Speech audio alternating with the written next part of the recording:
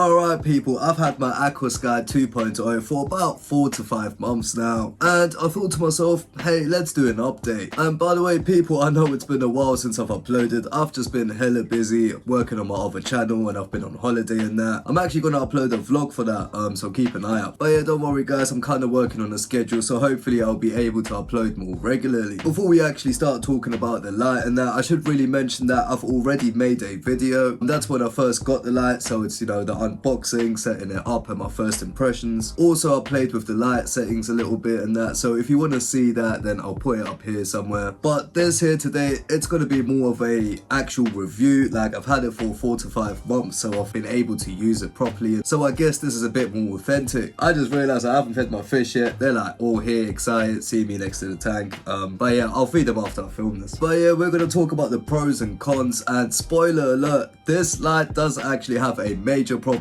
that I'm trying to deal with right now. Let's start off with the reason why I actually bought this light, and that is for my tiger moray eel. If you've watched any of my previous videos, you'll know I've got a tiger moray eel in this tank, and the thing with tiger moray eels, or most eels in general, they are nocturnal, and because they are nocturnal, they do get stressed very easily at the start, you know, when you're introducing them to a tank and the lights are on and all of that. So I really wanted to get a light that, you know, where you can adjust the strength of the light just to make it more natural and that, and the Aquasky 2.0 was perfect for that. You see, to make it as comfortable as possible for the fish, you kind of want a natural light cycle. For example, this is a 200 litre Fluval Roma, and the light that this tank came with, it was a static light. It had a light switch so you can switch it on and off, but that's it really. Now I have heard that the newer models of the Fluval Roma 200 do come with an Aquasky, so that's good. But yeah, for the people who got older tanks like myself, you probably want to upgrade it to something like an Aquasky. You see, one of its main features is the 24-hour cycle, and that 24-hour cycle, what it basically does is you set a time for when the light turns on.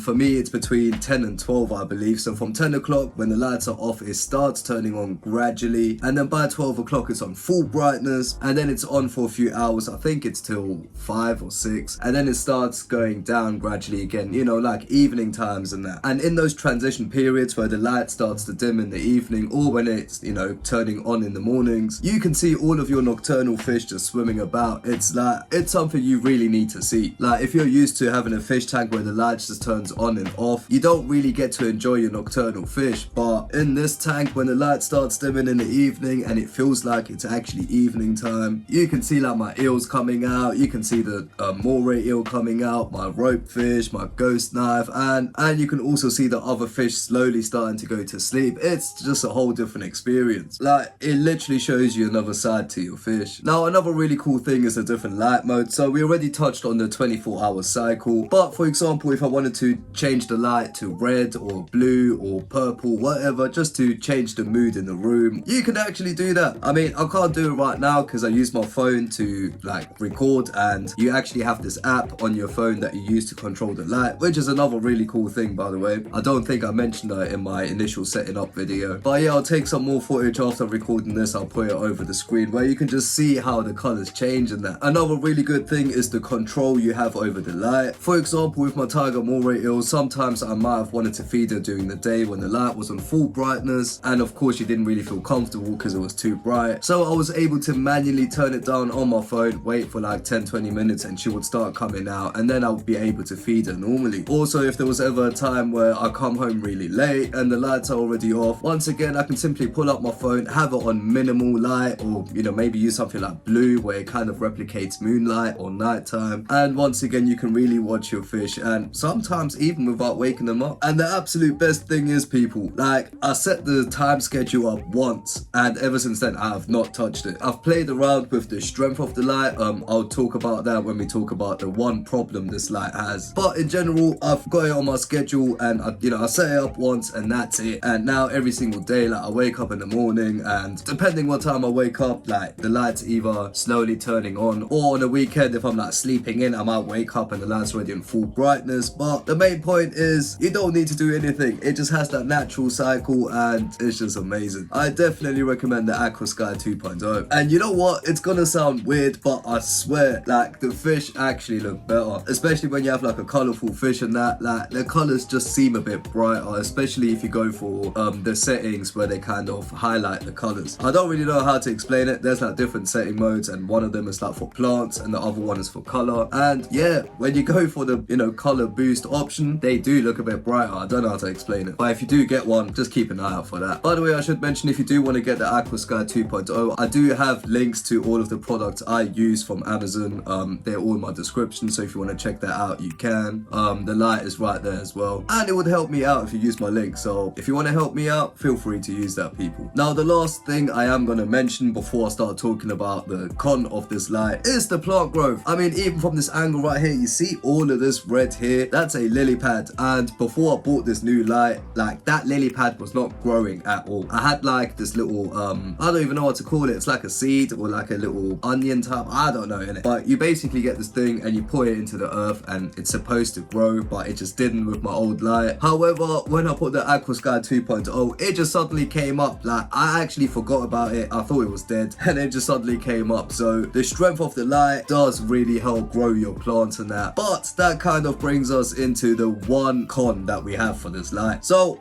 the major problem with this light, let's talk about it. I don't know if you can see it from this angle, but people, it is the algae, man. See, the light is so strong, it actually promotes algae growth. It is kind of peak, I can't lie. Like, even here, looking at it now, there's all algae here and here. Like I mentioned at the start of the video, I just came back from holidays, so it kind of overgrew a little bit. And if you look real close, there's algae growing near enough everywhere, you feel me? Like, it's growing on the rocks, it's growing on the driftwood and that. And it all kind of comes down to the strength of the light. The main thing is you kind of need to play around with how long you have the light on and how much strength you actually use. And I'm still in the process of figuring out the right amount. So when I do eventually figure out the perfect balance where you get minimal algae growth, I will post an update. So make sure you like and subscribe, people. Now, the good thing is I do have a algae scraper, which makes it so easy to remove all the algae. If you want to get this from Amazon, I've got another link down in the description as well. The good thing with this one is it's got like the sides are like curved, so it doesn't actually scratch your glass, which I find really good. And it does make it really easy to get rid of the algae. You kind of just, it's really long, so you kind of just like scrape down and that. I'll try to take some footage so I can show you guys, but I did make a whole video on how to remove algae. I'll put that up here somewhere again. And so if you want to check that one out, then feel free. All in all, people, the light is amazing. It helps the plants grow, it makes the fish look amazing, and that 24-hour cycle just makes everything so much easier. And having a time where you replicate sunrise and sunset really allows you to see your nocturnal fish. So I definitely recommend buying this Aquasky 2.0, and it was definitely worth the money. Now, once again, the one con it does have is all the algae growth you get on the glass, but like I mentioned before, I did make a whole video on how you can remove it and all of that. And if you want to check out that video, then click right here.